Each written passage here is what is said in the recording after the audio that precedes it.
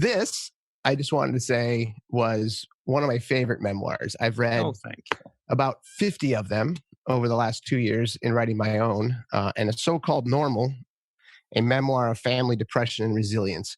Um, Not only was it really well written, but it was so heartfelt and painful to read, palpable sometimes. And that, to me, I think is the one of the biggest things I notice when people write. Can they be themselves? Can they be that vulnerable? Can they share things that they think other people may make fun of them about? Right, which you actually address quite a bit in here. Mhm. And I like that you have a a specific wit to this because Mm. as you know from the title of my podcast, Laugh Your Cry Out, I do think it's good to be able to not only assess ourselves at an introspective level, but to laugh at ourselves once in a while too. And that was an That's important. interesting journey in the writing of the book because, it went through a lot of drafts. I think, when I wrote the first draft of it, it was twice as long as what my publisher actually wanted. So we cut a lot from it, and I had two wonderful editors who really helped to shape it after that. But my objective initially was just to get it all on the page. Everything that I Yeah. had read about writing was just get it on the page. Worry about it later. Don't try to overstructure yourself too early. So that's what I did, and I found in that first draft that my rather quirky sense of humor didn't always translate. Actually, every now and then my editor would flag something and say that's not funny, or that's, This is and then dark. I would think it was great.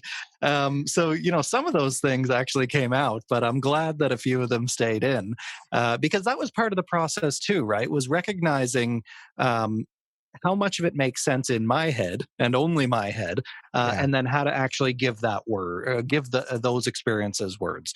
Which really, at the end of the day, ended up being, I think, a good analogy for how I eventually learned to figure out my own mind. Was that it was very much like trying to translate or interpret the phenomena in my head, and then how do I actually express those out into the world? Which I think is the struggle that many of us face. Yeah, no, that's very good points. And I did enjoy that you said I'm not good at very many things. That was kind of how you start out your prologue, which I loved the self-deprecation. That's always a good Well, I start think for a it also prologue. happens to be true. I try to be bracingly honest as well. And I used to be hard on myself about that. And I still am in some ways that I don't have a lot of the skills that I judge to be super helpful, in the workforce. And I think it's partly that's the message we get all the time, right? You have to be hyper productive. You have to be amazing computer programmer and great at Yeah. statistics. And I sit back and think I'm not good at any of those things.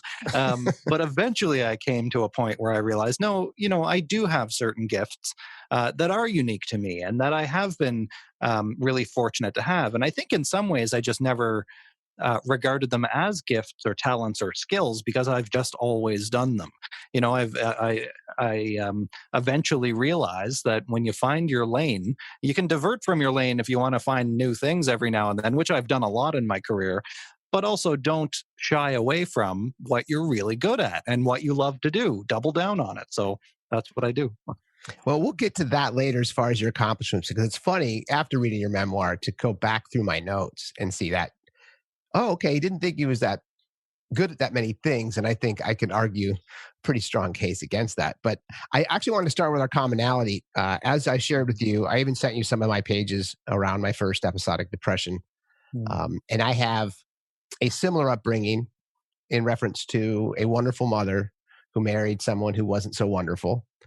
Your father driving by your fourth birthday party with his new girlfriend in his truck and didn't stop was something my father would do. Not The woman exactly the with whom he same. was actually having an affair at the time or prior Yes, to that. But right. yes. To Yeah. throw the cherry on that poop sundae. Yeah, Yeah, and exactly. that was a very powerful uh, chapter for me because it was sad.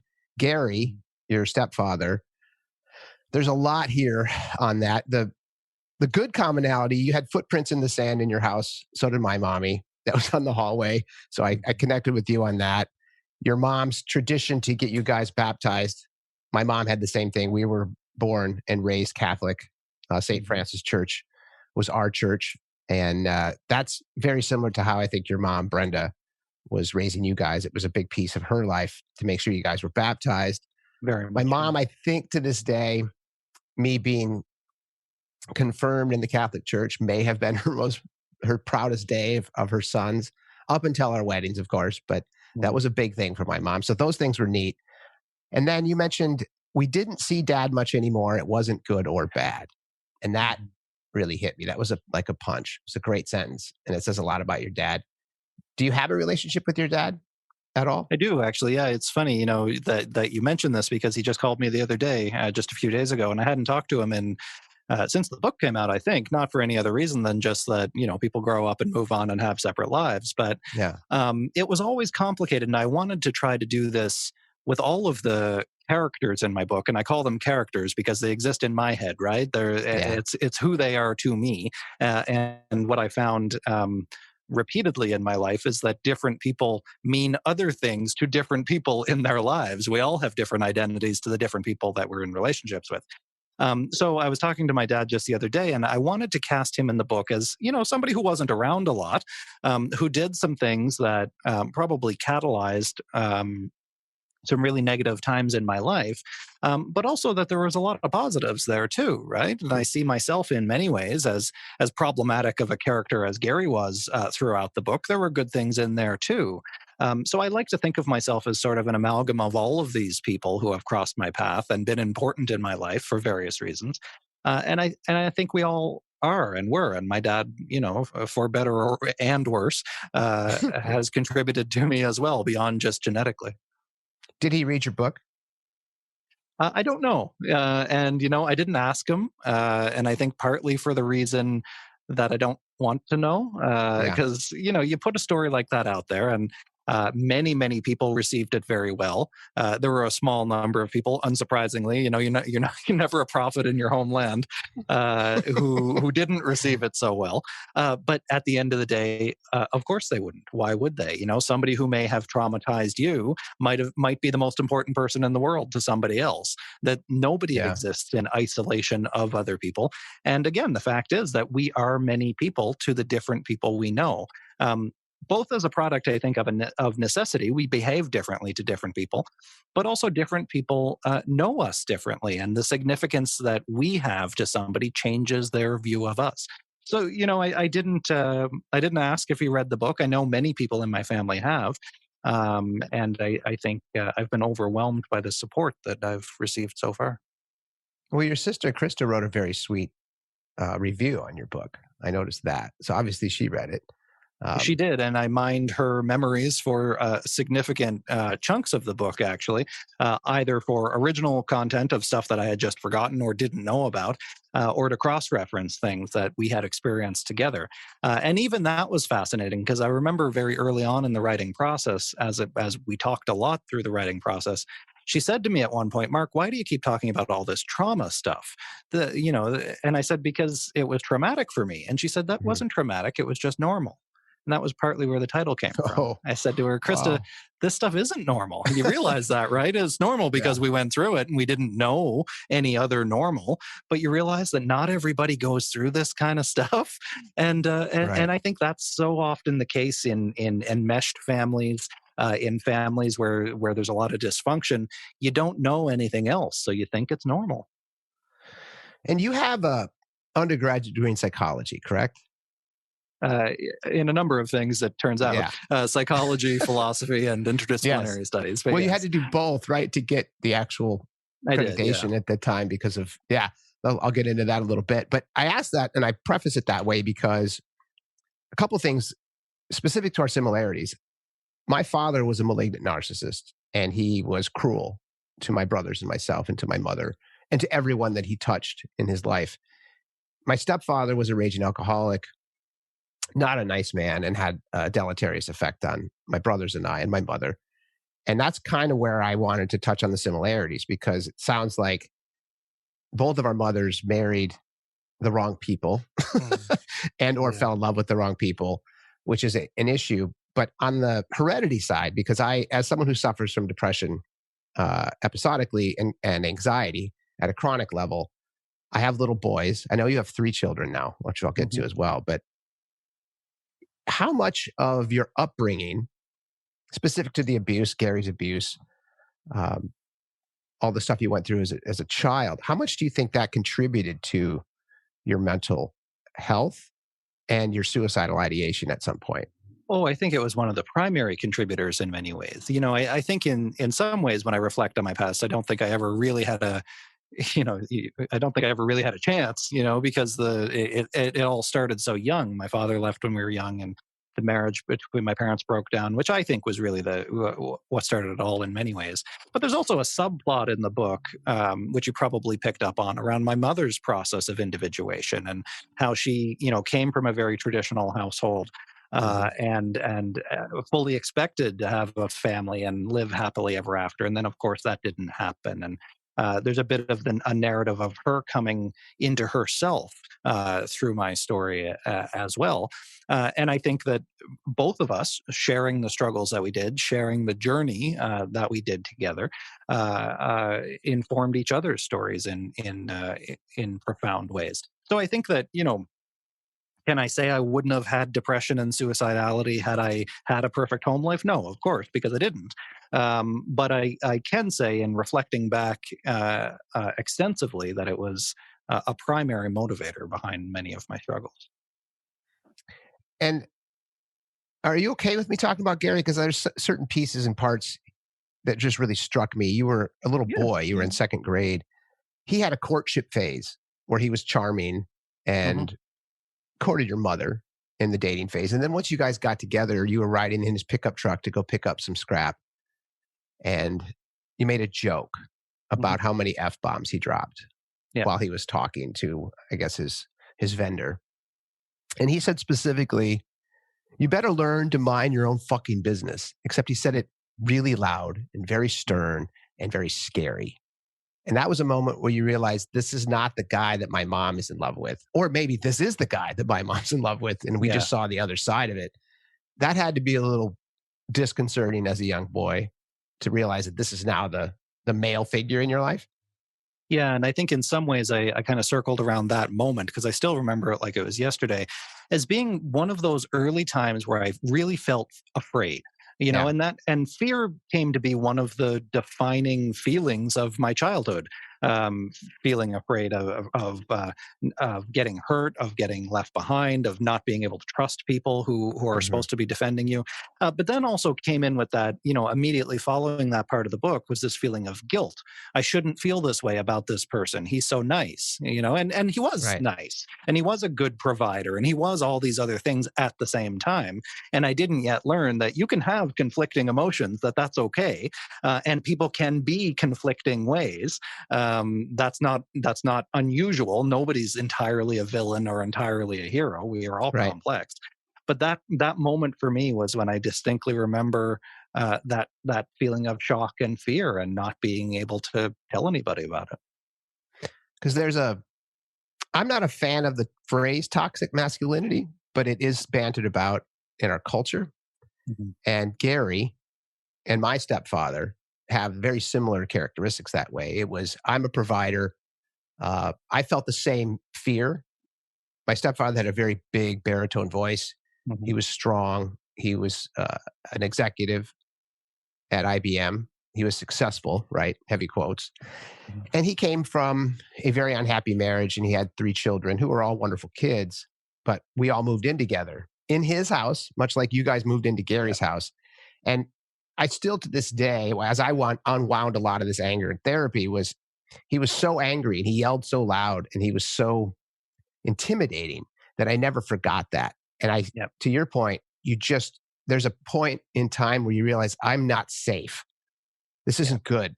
I don't feel safe in my own home. And that's the neuroplasticity then that starts to take place in your brain and starts to shape you as a kid. Yeah. And I think that's where, for me, when he said things like pink is for girls and faggots In and fact, be a it's man, all those very awful, unevolved comments are things that you don't forget, obviously, because you wrote them and you chronicled them. They affected you, I think, in a very powerful way. And that, Yeah, and I think such that it really gave me a better understanding of our internal monologue, our internal voice. And I had never previously questioned before, just because I'd always had it, and I've since learned that not everybody actually does have an internal monologue. But I'd never previously questioned, where does that come from? You know, that voice that you hear in your head that's yours, yeah, that tells you a variety of things. And it was in writing the book that I realized that I had absorbed a lot of those messages, you know, to toughen up, to be a be man, a don't man. cry, Yeah, don't be weak. I much later realized that these are the things he told me that originally started out in his voice, but because I repeated them so many times in my memory, they started to morph into my own voice. yeah, Those ideas were planted in me from a young age, and that's where I think masculinity on its own isn't toxic, of course, but that's where right. it becomes toxic, where it starts to actually hurt instead of help. And all Yeah. of those ideas came from his own woundedness as well, I think. I think that's a big piece of it. I think my stepfather, I love him. He has a big heart, but I don't like him as Yeah. a person. He was very mean to us. He was very mean to my mother until she finally left him. And I think to your point, I don't judge anyone because I'm flawed in so many ways that I don't think anybody's all evil or all good. Right. And the amalgam there is kind of how you deal with that human being. But when you went to your first, you were, how old were you when you realized that you wanted to harm yourself? Were you 12? I was 12 the first time that I actually expressed that kind of intent, when I was in middle school, and a teacher had found out. But I would peg it as actually much earlier than that. I mean, at least 10 years old, but really honestly, probably even earlier in more rudimentary ways. Because remember, these thoughts, whether it's suicide or social anxiety or depression, Mhm. I think the roots of those thoughts begin much earlier. You know, this fear of reaching out for help, this desire to escape, this general sense of I don't want to be here. I think these are Yeah. the building blocks that eventually lead to suicidality. And was it at 12 was with the teacher? Was that when you actually started to draw, Yeah, you drew a whole bunch of different pieces for your teacher who then asked you like, what are these? Is this a rocket ship? And you're like, no, yeah, it's a hangman and yeah. I'm I drew hanging 10 different myself. ways And that I could end my life, and I really yeah, think that those thoughts had been brewing in my head for at least 2 years by that point. Because what started off as this amorphous kind of thoughts in my head eventually started to become words and narrative, and only then later came out as drawings. You know, it had been percolating for a long time inside me, and that's when it first came out, when I first drew those 10 drawings on the margins of a test I was about to fail. and you referred to it as a suicide brainstorm, right? Yeah. That was where you're just like, these are all the ideas I have that I could, and that's the ideation piece, right? For the listeners that don't really know what that term means, it's when you actually start to mentally picture yourself harming yourself or taking your own life, right? That's right. And what you're doing then psychologically is rehearsing. You're figuring it out, because it turns out you're not born knowing how to kill yourself.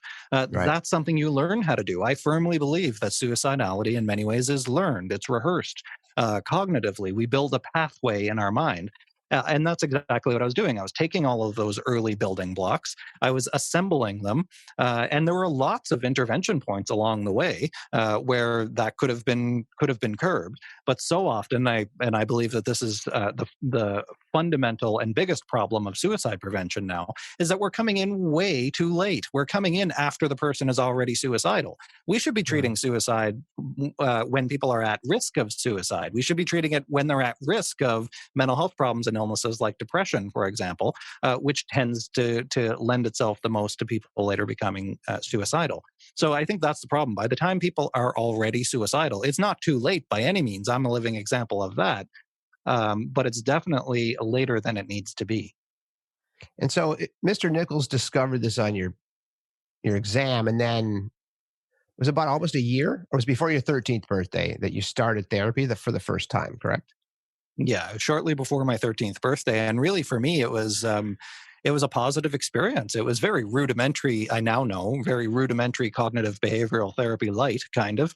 You Yeah. know, it was a social worker who was talking. Who I remember she drew pictures of two neurons and drew the serotonin molecules between them, and said that I might need more of those little molecules. And we talked about, the basic linkage between my thoughts, feelings, and behaviors. And all told, it was only, I think, half a dozen or 8 sessions or something like that. But it was actually really helpful for me because it was kind of like, oh, somebody actually knows what this might be like, Right. and there's some strategies to get out of it. Maybe someone named it for you for the first time, right? Yeah, Like, and this is even what's just the going on in your brain. diagnosis. Yeah. Exactly. Even just the diagnosis was incredibly helpful early on. I mean, later on that would become problematic, and later on the helping systems would become problematic.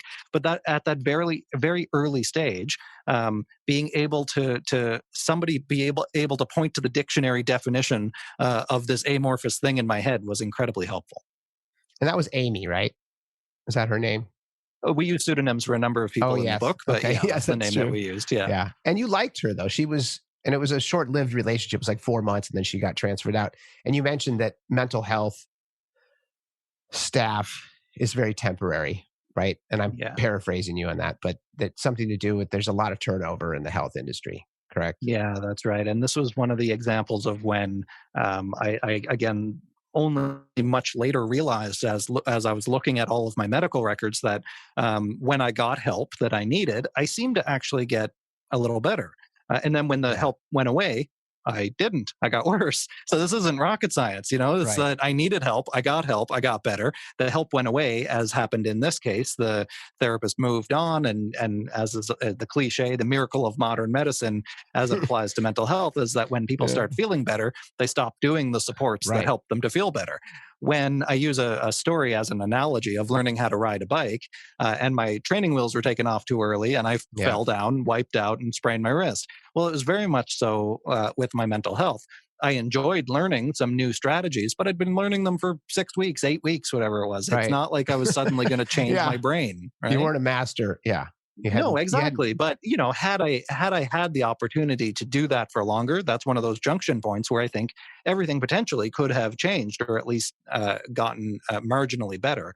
But it was certainly not the case. Where when she left, I decompensated rather quickly.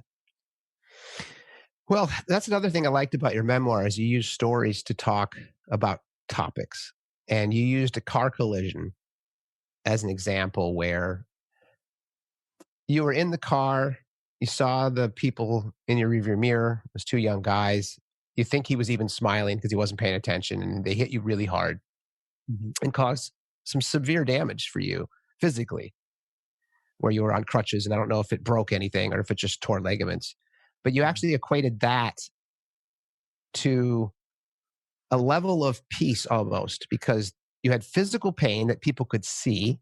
Mhm. You could name the physical pain. You could actually diagnose the pain, and you could find out, I need to do these things to get better. And that was where, with mental health, it's invisible. People can't see it, right? And Yeah. that piece of you was, I think, a powerful story because it was for the first time where you're like, well, now people can see my limp. They can see the crutches. They can see the Yeah. pain. And they couldn't see any of the pain previous to that. Well, and I think that's all anybody with who's struggling emotionally really wants is somebody to see them really, and to empathize with them, and really, when somebody is on crutches, nobody accuses them of just wanting attention. When you ask, if they can Right. open the door for you or give you Right. the key to the elevator or whatever it is, as we needed the key in my school, but.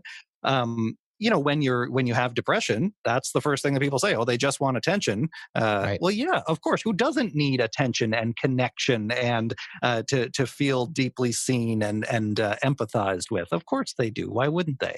So I think that's part of what kept driving me back to hospital and what ended up becoming a habitual cycle was that I had seen firsthand how hospitals, doctors, that system can help people, can fix people. And that's the only system that seemed to exist for helping me with my mind. So I kept trying to go back to unlock it. And unfortunately, not only did it not work, did I not find the solution for my increasingly sick thoughts there at the hospital. In some ways, it made my struggle much worse. And then you actually went, and I bounce around here, so I may, if I screw up your, the actual path of your flow of your book, but I remember when you went to a shop class or some kind of home cooking class and asked for a Mhm. knife. Yeah. And the teacher was like, here, because obviously she wasn't thinking you were suicidal. Yeah. And you took the Well, and knife.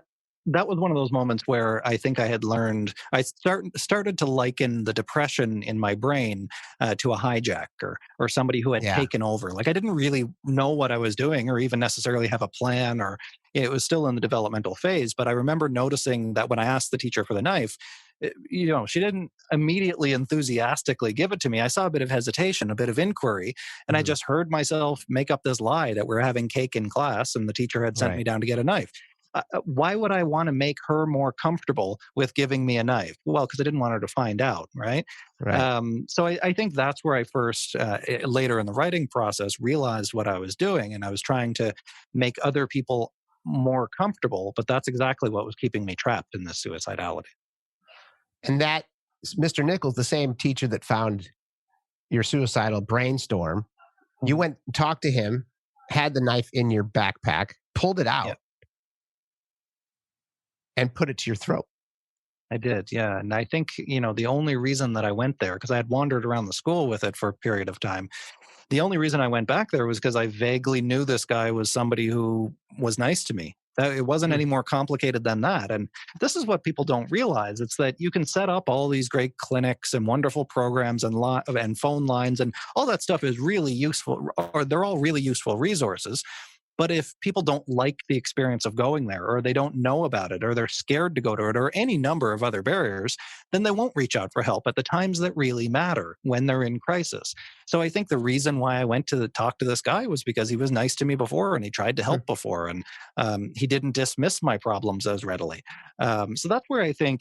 Much later when I became a mental health clinician myself, and it's always a journey that I think I'm always trying to improve on, is introducing this idea of good customer service essentially into mental Yeah. health care. Like when I was first out of college, I worked at a large retailer selling clothes that people didn't need, that they probably couldn't afford, and there was so much focus on you have to be really nice, really respectful because you want to move more clothes. And I Sure. couldn't help think about this idea: why do I get treated nicer when I'm buying socks at the Gap than I do at the most vulnerable time of my life when I'm going into a psych ward? Nobody will look me in the eyes, and they'll ignore me through the fishbowl nursing station, and they're screaming, and it smells like body secretions. Why Yeah. is this so miserable when I need help and empathy and niceness the most? But I can go in and buy a pair of socks or underwear at the Gap, and everybody is fawning over me. That seemed like a fundamental reversal of how things should be. Yeah, that's a gross dichotomy. You so your first and that was this is the first one I've read for my podcast that you actually were entered into a psych ward. And so I haven't I Mhm. mean I've read other but this one um someone I've actually talked to went to a psych ward. That had to Yeah, be many terrifying. times. Yeah, Yes, many over times. and over and over. Yeah. And that very first time sticks out. Like they all kind of blend together in a way, but I also remember each of them for their own reasons. But that very first time was the most terrifying, because there's this man sitting in the same room with me. He was much older than me. We didn't have separate child and youth wing or anything like that. Everybody was just in together, regardless of what their needs were, regardless of their age. And this man starts screaming late at night, "We will overcome! We will overcome!" He's screaming, and it wakes me up. And then he just goes back to bed, and all the nurses knew who he was, so it wasn't a big deal. And meanwhile, nobody took the time to explain to me what was happening, or even to bother to see the world from my perspective, right? That, hey, Yeah. here's this 12-year-old kid. Maybe this was kind of terrifying for him. Maybe we should have a conversation. Nobody did that. So that is one of the examples, I think, for me, of I came to this place to get better, and all of a sudden I'm just more afraid than I ever was before. I was going to ask you that, but you answered it because I would have been terrified at 12 years old to be in a psych ward by myself, sterilized bed, big heavy doors, echoey hallways, people screaming at the Yeah. top of their lungs next to you. Well, And you and had, particularly some of the more physical elements, being strapped down to a stretcher, being given needles that you didn't want to be given, having people in the room with you to watch you pee and shower because you're not allowed to do those things on your own. It's entirely Ugh. dehumanizing. And when you're there, vulnerable, feeling out of control anyway, um, Yeah. I couldn't help but think the objective here is to control my behavior, not to control my emotion or not to help my emotions. And that's what it's known as in the United States, of course, is behavioral health. That's a terminology that I actually tend to take issue with because we need to be more concerned with the whole person than just the behavior that we see. If we punish people or scare people into fixing their behavior, into being compliant with their treatment, that doesn't mean you're necessarily fixing anything at all. You're just fixing what they show you.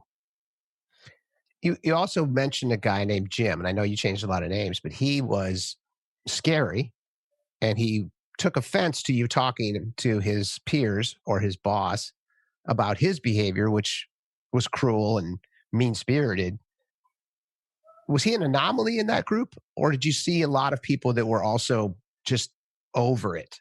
That they Yeah. deal with so much trauma and so much, let's just say, angst on a daily basis that they just lose their patience. Is that how is the staff as a whole? Is it Yeah. I comforting? think Is it I encountered a lot of people, professionals, in my mental health journey, and the vast majority of them fell somewhere in the middle. They're the yeah? worker bees who they're there to do their 9 to 5. They're okay, they're fine, but they're doing their job.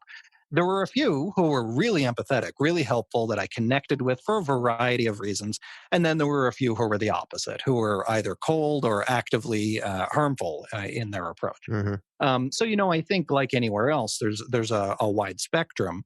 But that individual in particular was somebody who was deeply triggering for me in a variety of ways. And I say in the book, the incident happened that I was talking in his little classroom because I was on the psych ward at that point for a couple of weeks. So we were doing these academic style classes. And I was wrong, clearly. I mean, if you have a teenage kid talking in your classroom, of course that's going to be annoying.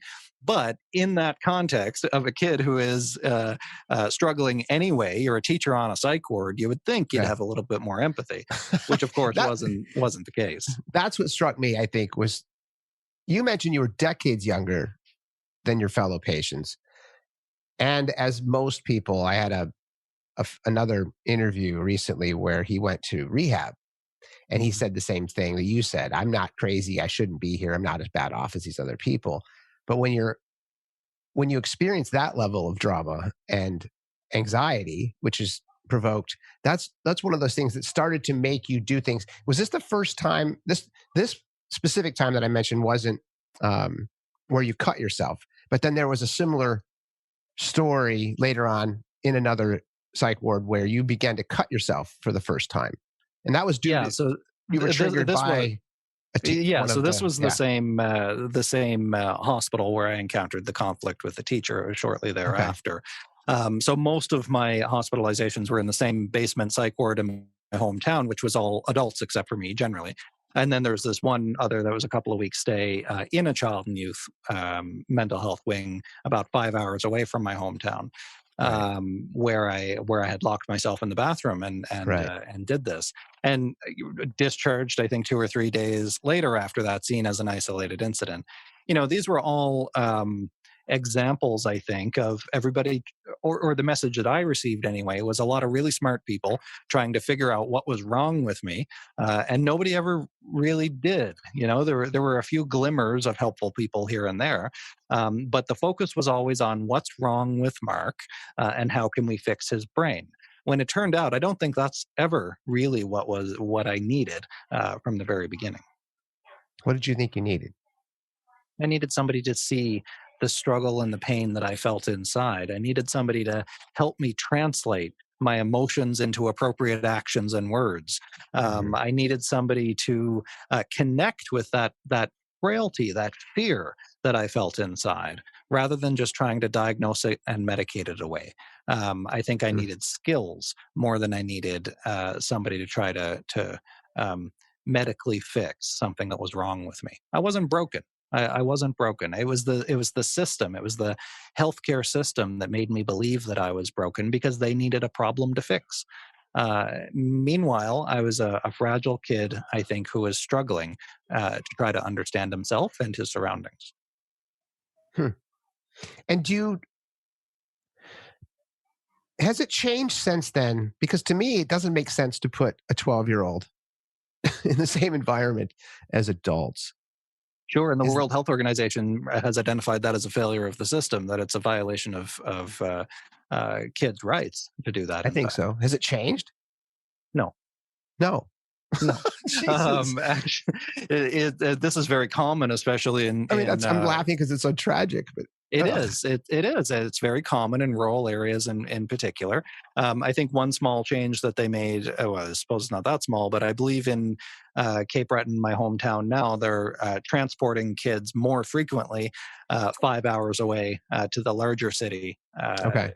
when they're in crisis there. But even that on its own, my transfer from Cape Breton to Halifax, they strapped me down on a stretcher. They gave me a Haldol needle, I think, or whatever the sedative was that they gave me, and that on its own was confusing and difficult and uncomfortable. And why would we need to transport somebody that far away for treatment that might not even be what they need?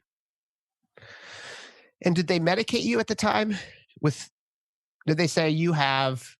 I mean, because I've gone to a lot of therapy, and when I first went, they said you need this medication, and Hmm. they gave me Klonopin, and I took it, and my brain just went crazy. It was like Yeah. it almost woke my brain up, and it was so good, in fact, that I told the doctor I didn't like it. I said, this isn't a normal feeling. I feel blissful, and I don't think that's what I was looking for. I have some trauma that I need to unwind, but and I didn't continue with the meds, um, and I did continue with the talk therapy. So did you get both at an early So age? Yeah, so I was on a cocktail of medications, switched up many times to different things, probably more than a dozen different medications, antidepressants, anti-anxiety medications, antipsychotics, a couple of seizure medications that were prescribed off-label for different reasons, a variety of different medications. Some of them worked a little bit. Some of them made me a whole lot worse. I remember there was Ugh, at least one antidepressant in particular that made me much, much more suicidal. And now we actually know, and it was around the same time that black box warnings came into effect, where if you prescribe many antidepressants to kids under 18, or actually, in fact, we now into the 30s, this effect can happen, it'll make them more suicidal. Now, I thought I was suicidal because my brain was broken. Remember, I thought I was failing the right, treatment, when in right. fact, it was probably one of the medications that was making me more suicidal, but nobody explained that to me at the time.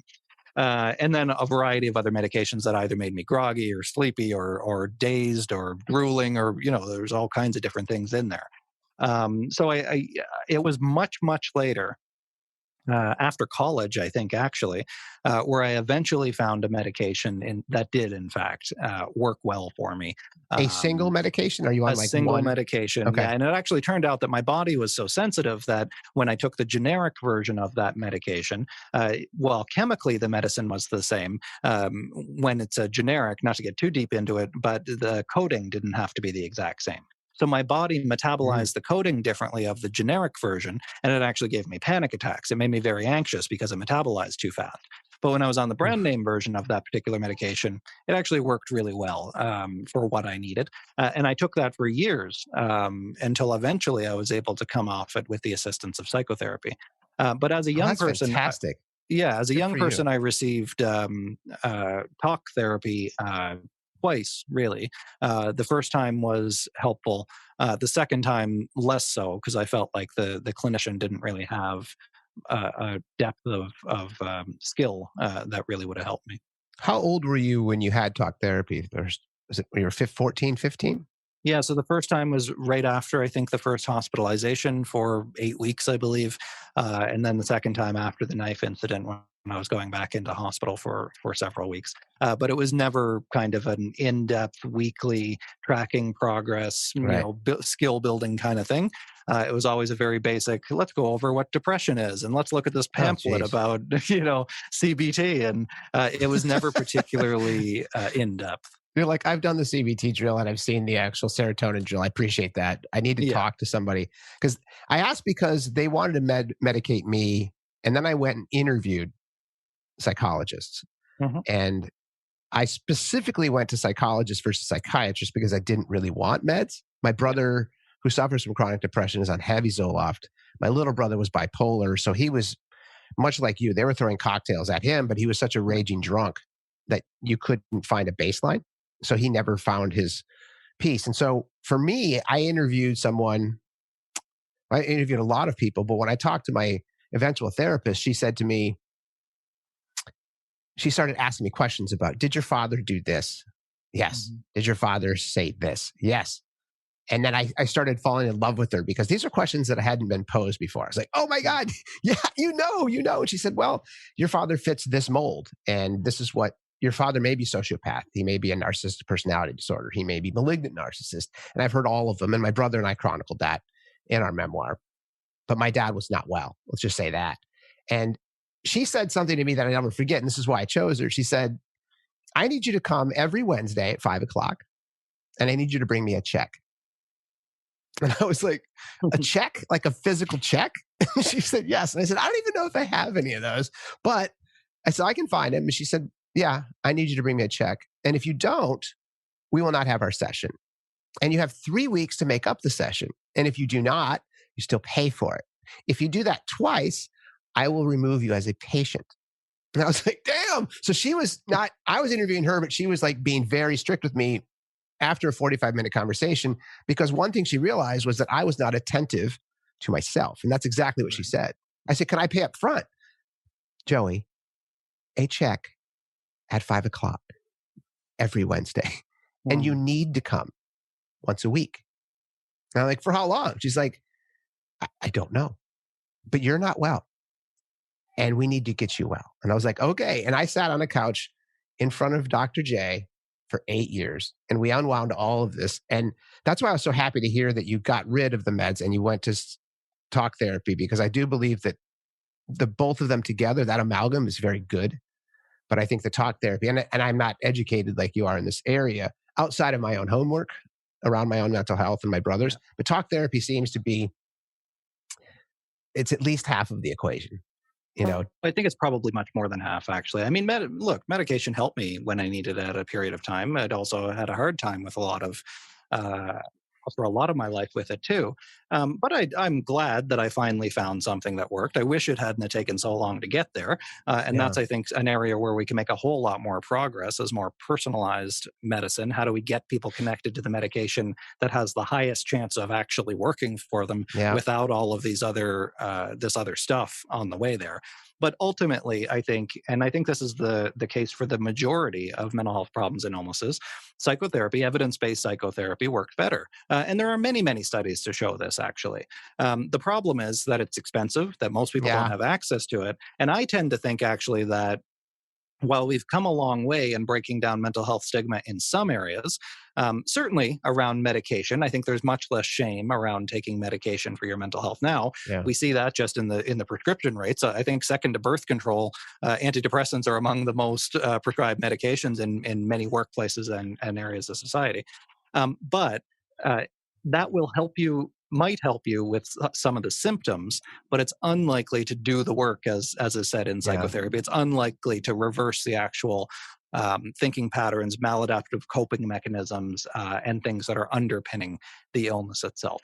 And it'll look a little bit differently if you have schizophrenia, for example, or bipolar Right. disorder, or Right. something else. But it's not to say psychotherapy won't work in those cases. Actually, highly effective in all of those circumstances too. But not every mental illness is created the same, and not every person's manifestation of specific mental illnesses is the same either. Right. One thought on that is that people with depression, for example, there's some research to show, who have no history of trauma tend to respond a bit better to medication.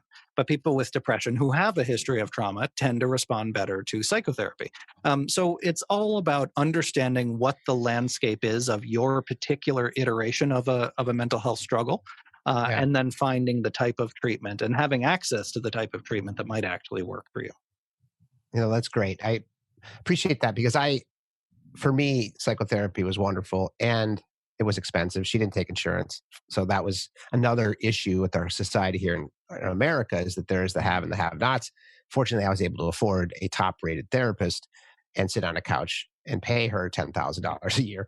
And Well, and actually, you just raised another really good point too. Is that sometimes because we still have such little sophistication in terms of our mental health literacy, we think that psychotherapy is all the same. There are no, hundreds of different types of psychotherapy. Period. yeah, And then even within that, I mean, everybody does cognitive behavioral therapy now, but that doesn't mean they're all very good. There are lots of correct. people working in the mental health space who either probably shouldn't be, or who don't have the kind of training and standardization that they really should have.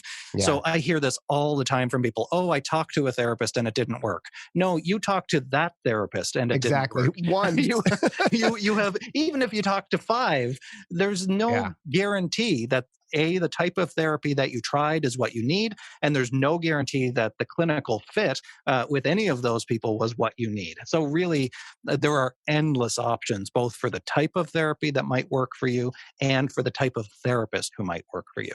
yeah, it's a great point. Mine was a very decorated and respected psychotherapist here in San Francisco, and she turned out to be exactly that. She saved my life. She unwound so much anger and self-loathing that I could stop hurting myself. I never, Yeah. and I actually didn't know I was depressed because I was never suicidal. Right. I was at points in my life where I was okay with dying. I was so miserable. I remember being in a bank.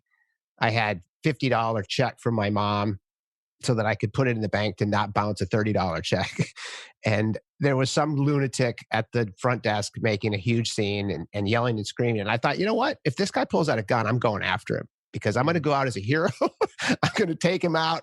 And if I die as a hero because I was just not, I was in that place. So Yeah. suicide by cop or all the different pieces that you read about, that's as far down as I've gotten, but I've never been where you are. And so I just want to say I'm sorry that your brain and your upbringing brought you to that because that sounds awful. The pain in which you weaved in your narrative was palpable and Yeah. I felt it. And I just wanted to say I'm sorry that you had Yeah. to go through that because that's Well, awful. and I don't think anybody should have to go through that, of course. But also, I'm the first one to say that I wouldn't be who I am today if not for who I was and what I've been through. So I think that part of it is that, look, uh, I learned this from my Irish Catholic upbringing. Life is hard. What are you going to do with it now? I think at Yeah. the end of the day, what kept me stuck myself was that fixation and the friction that came from it on why did this happen to me? Why is this happening to me? Hmm. One of my favorite therapeutic concepts comes from the mindfulness tradition and from dialectical behavior therapy, which is this idea of acceptance and change. You didn't ask for what happened to you. You didn't want it, and it shouldn't have happened to you, but it Yeah. did. At some Right. point, you have to accept that and move on. Only when you accept your circumstance as it is can you really truly grow and change. And then, even better, I think, and I learned this through writing the book, that you at some point realize that you get to decide what your story means to you, that nobody Yeah. else can tell your story, or they might want to and they might try to, but at the end of the day you're the one that gets to decide what the point of your story is. Purpose isn't found, purpose is created. You get to do that yourself if you're so empowered. That's a great point. And I think your story is powerful. And I've watched your TED talk, and it's all due to a guy in a light brown jacket.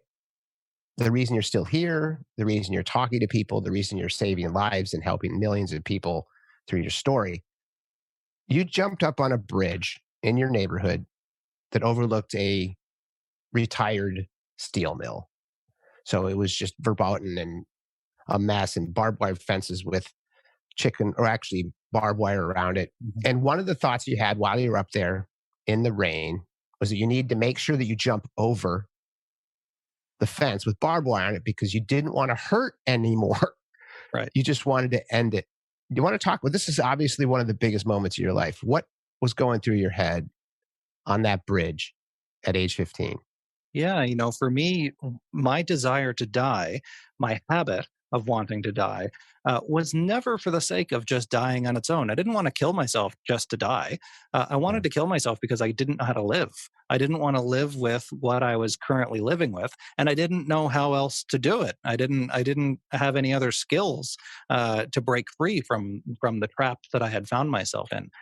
So for me, I went to that place because that abandoned steel plant that was a toxic waste site reminded me of how I felt inside. There's so much in my Oof. book around the connection between my environment and my physical place Yeah. as being connected to and reflective of my inner state, and that was one of them. So. Like you said, if that stranger hadn't have interrupted that thought pattern, and this really speaks to the fact that um, change is often hard. Psychotherapy is often hard and painful. It's not a walk in the park. No, And that it was my sucked. first kind of, it sucks. And it It often sucked. sucks. And that's Yeah. okay. And the most beautiful part of it, and this is what I shared with that stranger, was that if it's gonna suck, so it might as well suck with somebody else.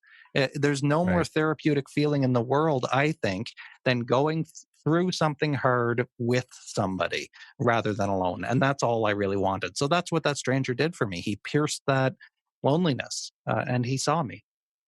And he was just walking by, correct? Or was he driving by and saw He you? was driving by. He noticed me. Many people drove by, actually, and I have this sound in my head where the bridge had these section connectors, and whenever cars would pass over it, Boom, boom, their boom, tires boom. would make a thump thump sound. Yeah. And I have that beat in my head of all the people Uh, who drove by who didn't see me, but for whatever reason, accidentally, I guess this guy saw me. He apparently stopped at a convenience store at the other end and called 911.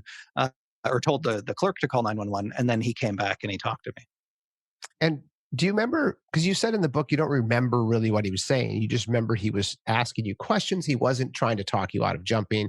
He was just trying to keep you from jumping until I think the authorities got there. Was that his Yeah, plan? it probably stalling, I imagine, but Yeah. I felt like by that point I had talked to so many mental health professionals and so many experts that I knew what they all sounded like, and he didn't sound like any of them. He didn't ask me about my diagnosis. He didn't judge me and say that what I was doing was stupid. He didn't tell me to, any of those empty platitudes. Tomorrow's another Right. day. Right, that's part of Right. the problem. Tomorrow's another day. Right. I don't Um, want to be here Yeah, tomorrow. that's right. That's the whole point. But he Yeah. didn't do any of that, and he just talked to me. He got to know me, and that for me was the connection that I'd been seeking. Because every doctor that I had talked to, they just wanted to. They were treating me like I was a broken down car on the side of the road that they just needed to Yeah. fix the problem that was Mark. And none of that stuff came into these conversations. He was just connecting with me. And how long did it take you to reconnect with him? Because you mentioned in the book that I don't know, I can't remember the period that elapsed, but you eventually decided I need to find out who this dude is, We did, and yeah. then So you he reached out. he ended up pulling me off the bridge that night when I had let go of the railing. He saved my life, and then it wasn't until a dozen years later that I found out who this guy was, and it was because I had done the TED Dozen talk. years. Okay. Yeah, it was 12 or 13 years, I think. I had done the TED talk, and suddenly I was getting people reach out to me from all over the world because this talk goes viral. It Yeah. ends up being one of the most watched TEDx talks ever, and still, I think one of the very few on suicide. I start getting messages from young people, especially all over the world, who said that I was their stranger in the light brown jacket. And suddenly, Wow. instead of feeling gratitude for that, so many people, it happened more times than I can count, where a kid would contact me, say that they went online to Google ways that they could kill themselves. They happened upon my talk, watched it, and stopped, and didn't kill Oh, themselves because they saw that's so this talk. fantastic. And it is, and it's incredibly gratifying now, but at the time I was overwhelmed by this imposter syndrome because I didn't Oh, know I'm who sure. this stranger was who saved my life. I didn't know if it was even true or if I just made it up as a way to try to cope with my traumatic upbringing or what. So that was really the catalyst, this wave of people contacting me and saying that I had helped them, that really drove me to find out who Hmm. this person was who helped me. So that's when I asked for the public's help. I went on national television here in Canada. That story went viral all over the world too. And I ended up finding and reconnecting with this stranger who saved my life. There's two things. One of which is I forgot to mention that you actually let go and you said out loud, either to yourself or to this man, I tried, I tried, I tried. I let go. I'm falling. And that's how you ended the prologue. And I was like, no way. I watched the TED talk. He couldn't have fallen. So as you did that, you actually released yourself. I right? did, You let go. and in my memory, I let go. I remember it was like time stopped. I was trying to communicate this idea that time and space and everything around you warps and does weird things when you're in this kind of place in your head, right? Yeah. When the lens through which you're looking at the world is itself bending and twisted and darkened. And Mike, though, I had a chance. Mike was the stranger I later found out who saved my life. I later had a chance to actually sit down and talk with him about all of this stuff. And I put the conversation up on my own so-called normal podcast before the book came out. And he told me that it was probably just a small movement, as he observed it, that then triggered him to jump in and grab me. So it was this Wow. we were so closely connected in that moment that what I felt as a giving up, as a giving myself over, only happened in a few seconds, and he detected that and he jumped in right at that moment. And when he grabbed me, my body went limp, and I just dangled Right. over the side of the bridge at that point. But Oof. it was so imperceptible that he caught it because he was paying attention so closely. He was there. He was present. Yeah. He was And fully present. you mentioned in your book somewhere, you said, "What if he doesn't like me?" Yeah. When you were searching for him. Obviously, he liked you. He came back and saw you. What was it like to meet him for the first time? It turned out that a week before I had gone on national television to look for him, he had seen my TED Talk for the first time, in which I talked Okay. about him. Yeah. And that was the first time that he learned in the 12 years since that I was actually still Like, alive. that's me. I'm He, that dude. Yeah. he didn't know. He didn't know. Wow. So it turned out a week before I asked for the public's help in finding him, Mike had already written me a letter in case someday he ever found me. This is how the Wow. universe was somehow conspiring to bring After us back 12 together years, he waited after too. 12 years. So he sent me this letter when I went on TV that he had started writing rather. He sent me this letter and he introduced himself. He told me my whole story, but from his angle. It was like watching Yeah. my own story from a different camera angle. Wow. And then I brought him up to Toronto where I was living, and I told him I had no idea how to thank him, not just for saving my life, but for being my role model for my whole life. He gave me my whole life from that moment on. Yeah. So the best I said I could do was to show him the life that he gave me, that he made possible. And I introduced him to my wife and to my then 2-year-old little boy. And now he's my second little boy's godfather. And he hasn't met my No 2-year-old way. little girl yet, but he will soon. And we talked about all the things that I love to do with my life now that I never would have believed would have been possible when I was a 15-year-old kid on the edge of a bridge who he grabbed and Wow. saved his life. Man, I love that. That's such a cool story. And I think that anything to do with the darkness of suicide and the way your brain was functioning, specifically early on in your life, and how you turned it around. I mean, that's obviously, I think, the happy part of the book is how you turned out. This novel, or this memoir, has a happy ending. And I'm talking to him. You have 3 little kids now. You have Noah as your firstborn, right? Mhm. And Theodore is your second. Theodore, What's your daughter's name? and her name is Adeline. Adeline. That's so fantastic. And then, speaking of guardian angels, so you had left an executive career at a mental health organization in 2019 and then went off 2017. 2017 and started going out and doing what you're doing now, which is speaking and helping Mm-hmm. bring awareness to depression, anxiety, suicide, all of those neat things. And you had a good career. It was moving in the right direction. Mm-hmm. Your wife is a teacher. You guys had everything cool. You just moved into a wonderful house in the suburbs. And COVID hit. Mm-hmm.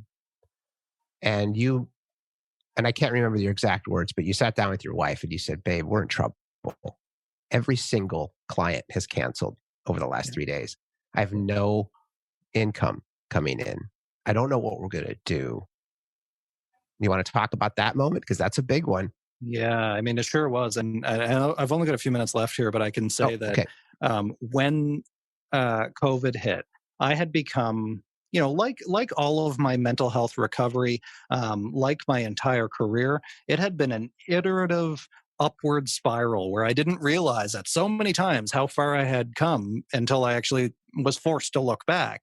Yeah. And this was one of those instances where I had left my executive position. I had really gone full tilt into my mental health advocacy and consulting and speaking career, and it was working really well. Year over year, I was getting better and Yeah. better, and it was getting more and more lucrative the more effort I put into it and the longer I got into it. But then all of a sudden, it all blows up and I'm brought back to basics, brought back to earth.